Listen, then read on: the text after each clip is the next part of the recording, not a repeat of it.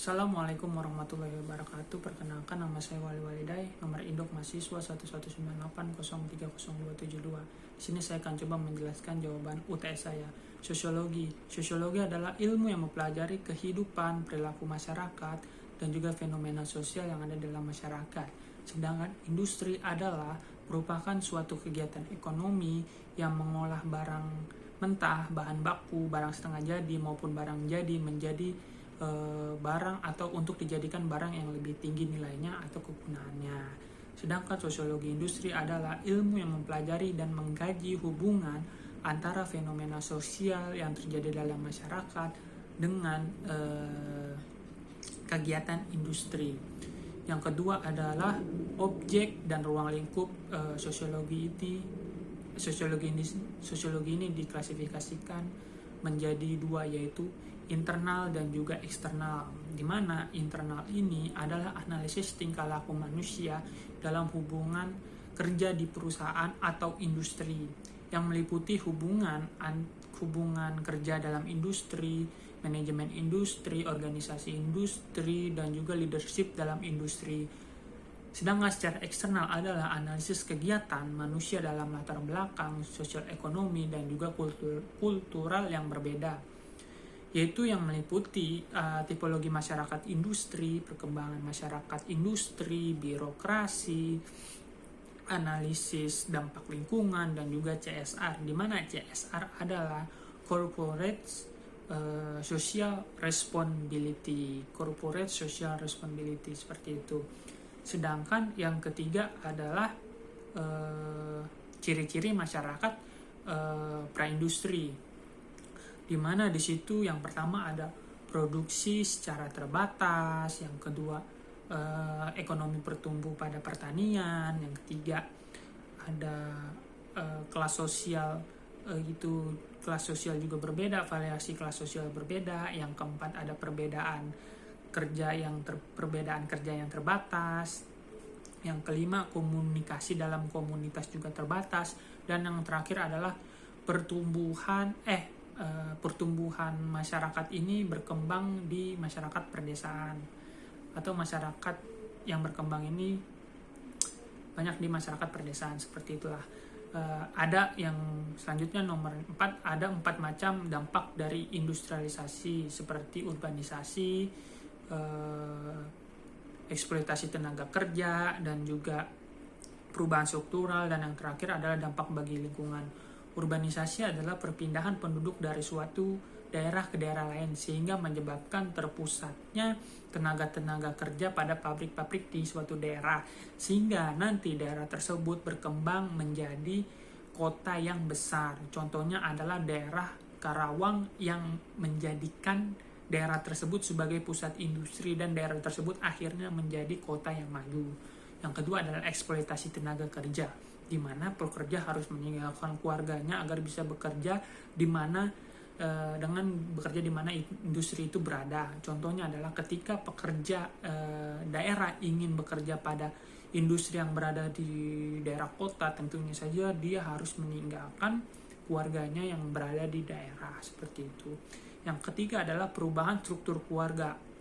Perubahan struktur keluarga di mana pola struktur keluarga sebelum pos industri cenderung keluarga itu adalah menetap, sedangkan sesudah pos industri keluarga biasanya itu cenderung berpindah-pindah tempat, dan biasanya keluarga ini terdiri dari keluarga inti, yaitu orang tua dan juga anak. Dan nanti anak-anak yang memasuki kedewasaan juga akan semakin aktif dan berpindah-pindah sesuai tempat di mana pekerjaan itu berada atau industri itu berada, seperti itulah. Yang keempat adalah lingkungan hidup industrialisasi, menimbulkan banyak masalah seperti masalah polusi, penyakit, dan juga alat-alat yang berbahaya, sehingga menyebabkan kerugian bagi suatu masyarakat tertentu, seperti itu. Contohnya adalah polusi air, dan juga polusi udara, dan juga polusi suara. Yang kelima adalah menurut Daniel Bell, terdapat 5 faktor dimensi untuk mempengaruhi masyarakat post industri. Yang pertama adalah Masyarakat post-industri dipengaruhi oleh peralihan dari masyarakat penghasil barang menjadi masyarakat penghasil jasa, di mana dalam pada post-industri ini angkatan kerjanya lebih kepada kalangan kerah putih. Contohnya adalah manajer sebuah perusahaan, dosen, terus pengajar, dan lain sebagainya lah, seperti itu. Yang kedua, pertumbuhan jenis kelas kerja profesional dan teknis, di mana dalam post industri ini muncul pekerja yang profesional, manajerial, dan juga teknik, sehingga kerja kelas lama itu menghilang. Seperti contohnya adalah dalam masyarakat pra-industri, yang berkuasa adalah yang memiliki tanah dan juga memiliki alat-alat produksi, sedangkan yang sudah post industri ini yang berkuasa adalah di tangan lembaga-lembaga dan universitas, di mana figur yang paling penting adalah peneliti dan juga kaum ilmuwan, seperti itu. Yang ketiga ada pemusatan pengetahuan teoritis, di mana pemusatan pengetahuan ini sebagai inovasi dari pembentukan kebijaksanaan bagi masyarakat perubahan dalam dimensi pengetahuan ini.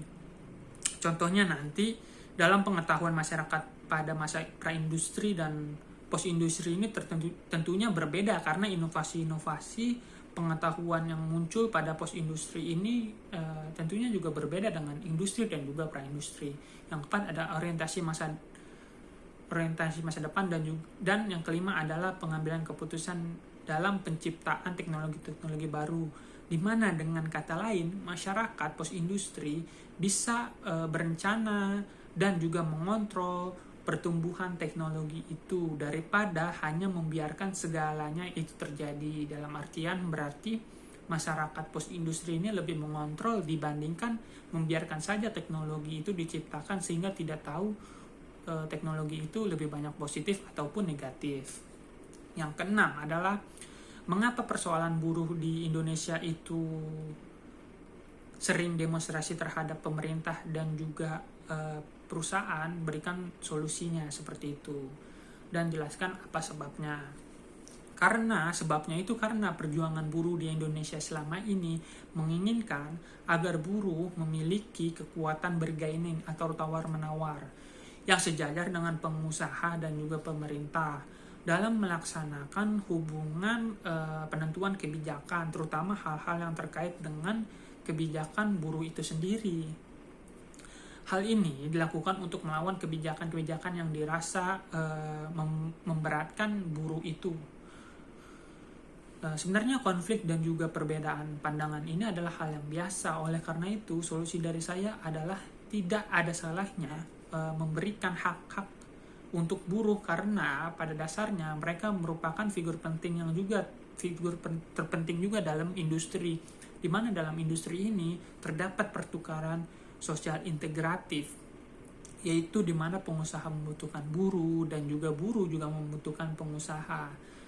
Selain itu, untuk menghindari konflik secara lebih adalah sebaiknya mereka bertiga itu atau berdua menyamakan cara pandang dan juga menyamakan tujuan, sehingga nantinya konflik-konflik tidak muncul lagi. Meskipun biasanya konflik itu ada dalam suatu struktur, itu tidak bisa dihiraukan seperti itu, karena di setiap struktur itu memiliki kepentingan tersendiri. Yang terakhir atau yang ketujuh adalah pertumbuhan kerajinan industri itu dibagi tiga, yaitu domestik, manufaktur, dan juga pabrik, di mana sistem domestik ini, tahap ini dapat disebut sebagai tahap kerajinan rumah. Para pekerja biasanya bekerja di rumah dan juga memiliki alat-alat sendiri. Bahkan kerajinan ini diperoleh dari pengusaha itu dan juga nanti dibalikan oleh ke pengusaha itu lagi. Dan tahap gajinya itu biasanya itu per barang, seperti itu. Atau tahap gajinya dengan jumlah barang yang ia kerjakan, seperti itulah. Contohnya adalah penjahit rumahan yang biasanya itu dikerjakan oleh ibu-ibu rumah tangga untuk mengisi luang waktunya. Sedangkan yang kedua adalah manufaktur. Setelah kerajinan industri ini makin berkembang, maka diperlukan tempat untuk bekerja dan juga pengusaha ini nantinya juga ingin dong tentunya mengamati, sehingga ini membuat sebuah manufaktur, di mana sebuah manufaktur biasanya itu diisi oleh puluhan tenaga kerja, di mana manufaktur ini tempatnya itu pekerja di belakang rumah atau di belakang rumah, sedangkan di tengah adalah tempat rumah tinggal dan di depan adalah tempat penjualan, seperti itu. Contohnya adalah industri pakaian baju yang berskala kecil lah, atau berskala biasa, atau berskala di depan rumah, contoh penjualannya seperti itu.